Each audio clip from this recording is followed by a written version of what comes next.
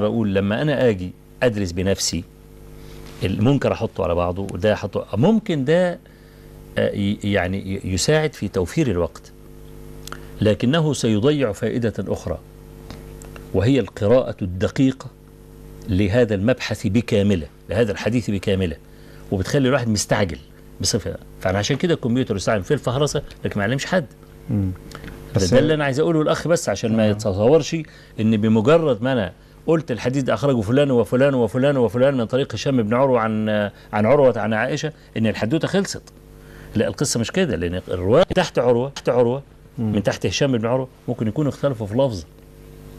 هذه اللفظة ما هي؟ أنا كنت لسه بتكلم في قناة الناس يوم الأربع عن الحديث اللي بعض إخواننا في على منتدى أظن فرسان السنة وكده، لما في حديث سورة الكهف، قرأت سورة الكهف يوم الجمعة، قال إن شعبة وسفيان رووا الحديث موقوفا ولا حكم المرفوع بتاع الكلام.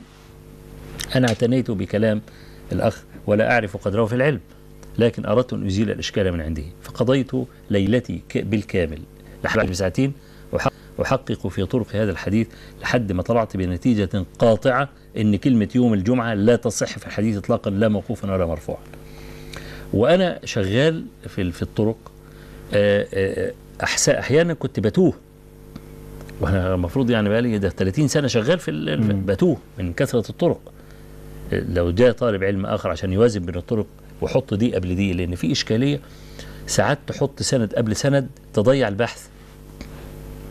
المفروض السند اللي حطيته في الأول لازم يتأخر عشان العلة تبان، وإلا ممكن تخلي القارئ يقعد يقرأ في البحث كله ولا يفهم شيئا.